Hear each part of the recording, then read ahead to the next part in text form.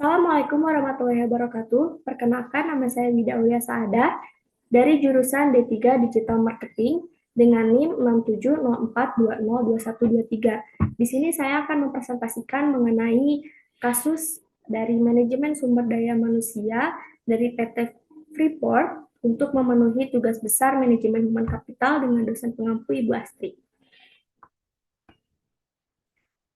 Negara Indonesia merupakan salah satu negara terbesar di dunia yang memiliki keberagaman luar biasa banyaknya.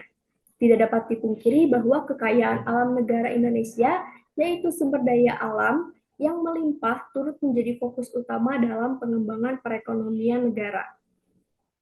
Dilihat dari perusahaannya, Indonesia memiliki PT Freeport. PT Freeport merupakan perusahaan tambang internasional yang terbesar pertama di dunia yang mempekerjakan karyawan dari seluruh dunia. Perusahaan ini memiliki hubungan kerjasama dengan 24 negara di dunia. Dengan kapasitas produksi besar, perusahaan ini mengelola tambang mineral, khususnya emas dan tembaga. Namun tidak hanya emas dan tembaga saja, perusahaan ini dikabarkan mengolah salah satu bahan tambang aktif, yaitu uranium. Selanjutnya, analisis konflik dari PT Freeport ini, yaitu konflik ini bermula dari adanya tuntutan sebelumnya oleh pekerja dari PT Freeport. Dalam hal ini, karyawan yang menginginkan perubahan sistem pengupahan perusahaan yang dinilai tidak sebanding dengan iklim yang ada dan resiko kerja. Tuntutan demi tuntutan terus digencarkan untuk menuntut kesesuaian upah dan keadilan yang berorientasi pada kesejahteraan pekerja, serta dari adanya berbagai bentuk tekanan-tekanan dari pimpinan perusahaan terhadap karyawan dalam pekerjaan. Lalu di tahun 2017, terjadi insiden kriminalisasi terhadap anggota dan pengurus serikat pekerja yang berujung pada pemogokan dengan durasi 5 hari. Namun, dalam hal tersebut, dianggap pihak pimpinan dan manajer perusahaan sebagai bentuk mangkir dan diberi sanksi merumahkan karyawan yang sedang mogok. Sedangkan dalam perjanjian jika terjadi pemogokan, maka hal itu sah dan sudah mendapat keabsahan sesuai perundang-undangan yang berlaku, yaitu tertulis dalam Undang-Undang No. 13 Tahun 2003 mengenai ketenagakerjaan pasal 1 ayat 23 yang berbunyi, mogok kerja adalah tindakan pekerja yang direncanakan secara bersama-sama oleh serikat pekerja untuk menghentikan atau memperlambat pekerjaan. Aksi mogok kerja ini seharusnya diadakan hanya 5 hari saja,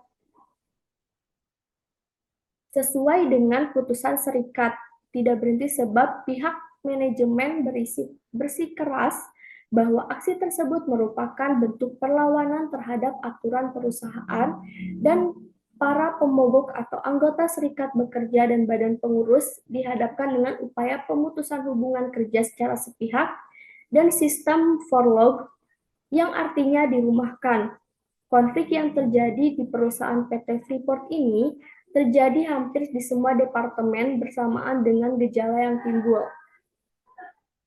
Menurut Bapak TP, hal ini berkaitan dengan promosi yang mana manajemen atau manajer tidak melihat pada skill tetapi lebih menjurus pada hal yang bersifat kolusi dan nepotisme. Artinya pekerja memiliki skill tidak diperhatikan dan selalu diperlakukan tidak adil. Selanjutnya, solusi dari penyelesaian konflik ini yaitu yang pertama, menurut saya melakukan perundingan antara serikat kerja dan juga dari PT Freeport itu sendiri.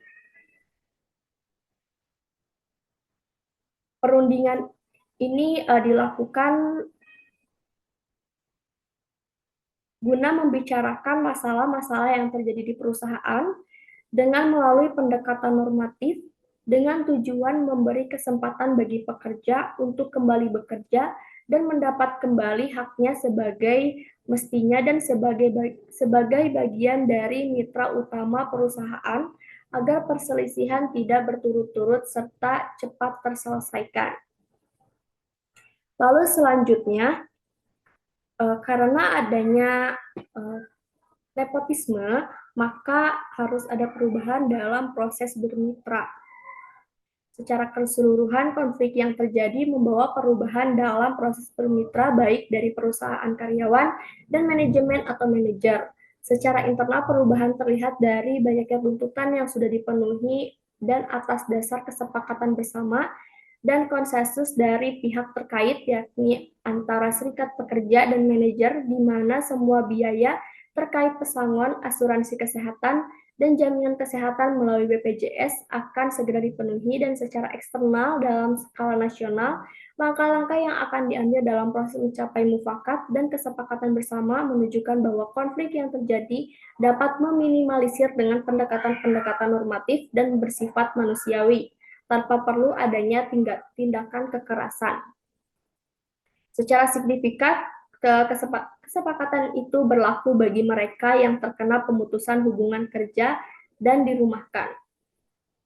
Jadi sebaiknya antara serikat pekerja dan pihak manajemen harus duduk bersama untuk menyelesaikan permasalahan ini sehingga masing-masing pihak tidak merasa dirugikan.